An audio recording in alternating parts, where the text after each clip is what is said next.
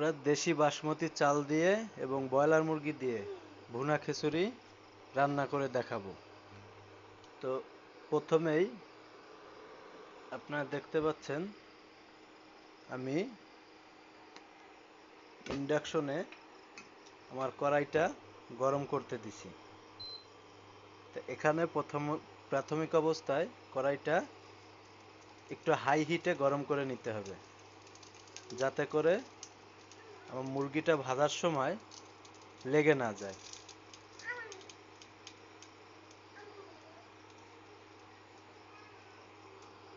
এখন আমি এখানে 1 কাপ পরিমাণ সয়াবিন তেল ব্যবহার করব। দেখতে পাচ্ছেন আমি এখানে সয়াবিন তেল ব্যবহার করলাম। এখন কুচি করে রাখা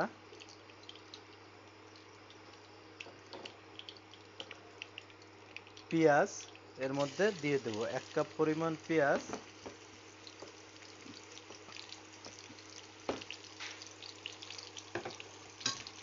পেঁয়াজটা দেওয়ার পরে একটু নেড়ে দিতে হবে, তা না হলে নিচে লেগে যেতে পারে।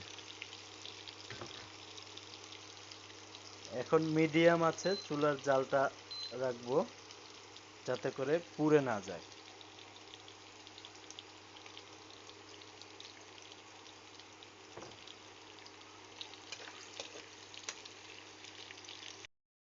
এখানে দেখতে পাচ্ছেন পেঁয়াজটা যখন হালকা বাদামি কালার ধারণ করবে, তখন আমার আগে থেকে পেঁয়াজ বাটা 2 চামচ, আদা রসুন বাটা 2 চামচ, জিরা বাটা 2 চামচ এবং সামান্য গরম মশলা, এটা আমি এখানে অ্যাড করে দিব। মশলাটা আগে থেকে ভিজিয়ে রাখলে উপকারিতা হয় কি, মশলাটার গুণগত মানটা এবং টেক্সচারটা খুব সুন্দরভাবে পাওয়া যায়।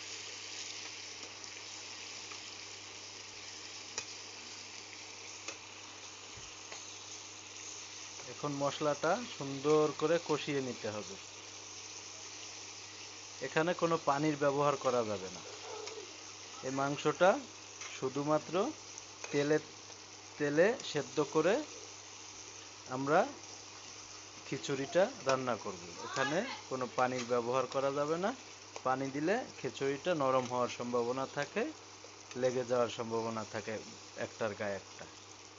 সুতরাং আমরা এখানে দেখতে পাচ্ছেন কোনো ধরনের পানি ব্যবহার করিনি। মশলাটা যখন ভালো মতো কষানো হয়ে যাবে, তখন আমরা আগে থেকে ম্যারিনেট করা মাংস এর মধ্যে দিয়ে দেব। মশলাটার উপরে যখন তেল ভেসে উঠবে, তখন আমি 6টা কাঁচা ঝাল, আস্ত কাঁচা ঝাল 6টা ব্যবহার করতেছি এবং 10 কোয়া আস্ত রসুন। এখানে আমি চায়না রসুনটা ব্যবহার করছি, কারণ চায়না রসুনের কোয়াটা বড় হয়। এই রসুনটা দেওয়ার কারণ হচ্ছে আপনার খিচুড়ির স্বাদ এবং রসুনের স্বাদটা একটা অন্যরকম লেভেলে নিয়ে যায়। এখন দেখতে পাচ্ছেন এখানে আমাদের মশলার তেলটা ভেসে উঠেছে। এখন আমরা ম্যারিনেট করা মাংস, যেটা 10 মিনিট ম্যারিনেট করা ছিল, সে মাংসটা আমরা এখানে দিয়ে দিব। হ্যাঁ, এখানে বলতে পারেন মাংসটা ম্যারিনেট করলাম কি দিয়ে। আমরা যে মশলা দিয়ে মাংসটা পাক করব, সেই মশলা দিয়েই আমরা মাংসটাকে, এবং একটু ভিন্নতা আনার জন্য এখানে আমি একটু লেবুর রস এবং একটু সয়া সস ব্যবহার করেছি। এখন আমরা মাংসটাকে ভালো মতো কষিয়ে নেব। আমি এখানে কিছু আলুর ব্যবহার করছি। যারা আলু খেতে অভ্যস্ত না, তারা এটা অমিট করতে পারেন, এটা না দিলেও সমস্যা নেই। কিন্তু আমার আলুটা ভালো লাগে মাংসের ভিতরে, এর জন্য আমি কিছু আলু দিচ্ছি এখানে। দেখতেই পাচ্ছেন আলুটাও বেশ বড় বড় চাকা চাকা করে কেটে নিয়েছি।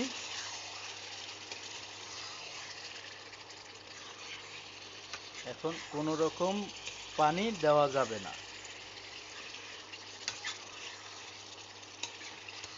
কোনো রকম পানি না দিয়ে অন্তত মাংসটাকে 15 থেকে 20 মিনিট যাবত সুন্দর মতো কষাতে হবে। দেখতে পাচ্ছেন আমাদের মাংস থেকে যে পরিমাণে পানিটা ছেড়েছে, তাতে করে আমাদের মাংসটা সেদ্ধ হয়ে যাবে। এখানে আমি এখন 2 চামচ চিনির ব্যবহার করব। আপনারা কেউ যদি মিষ্টি না খেতে চান চিনিটা ওমিট করতে পারেন, তবে চিনিটা দিলে চিনির জন্য স্বাদটা একটু অন্যরকম লাগে। দেখতেই পাচ্ছেন আমাদের মাংস থেকে পানি ছেড়ে দিয়েছে। খেয়াল রাখবেন এখানে কোনো অতিরিক্ত পানি ব্যবহার করবেন না।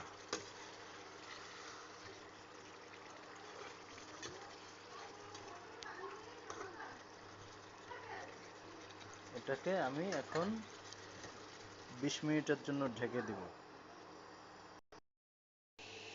প্রিয় দর্শক, এখন আমরা মূল রেসিপিতে যাব।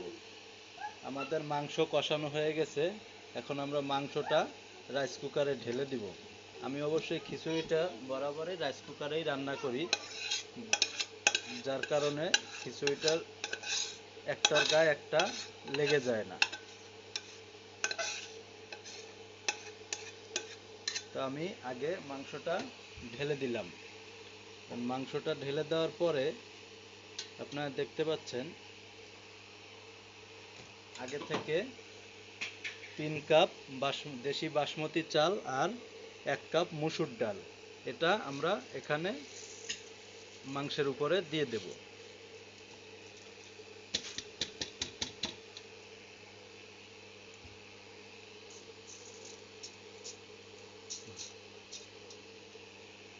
এটা দেওয়ার পরে আমাদের এখানে 6 কাপ পরিমাণ গরম পানি, যেটা আমরা ইন্ডাকশনে গরম করেছিলাম, সেই 6 কাপ পরিমাণে 4 কাপ পানি, 4 কাপ চালে 6 কাপ পানি।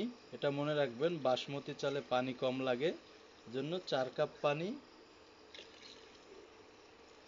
6 কাপ পানি, 4 কাপ চাল এবং ডালে 6 কাপ পানি দিয়ে আমরা এখন এটাকে ঢেকে দিব।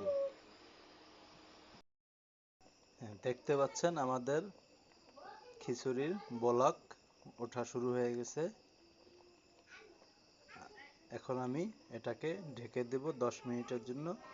10 মিনিটের ভিতরে আমাদের খিচুড়ি তৈরি হয়ে যাবে ইনশাল্লাহ। প্রিয় দর্শক, দেখতে পাচ্ছেন আমাদের খিচুড়ি পুরোপুরি হয়ে গেছে। এখন এটাকে পরিবেশনের আগে 10 থেকে 15 মিনিট আমরা দমে রাখবো।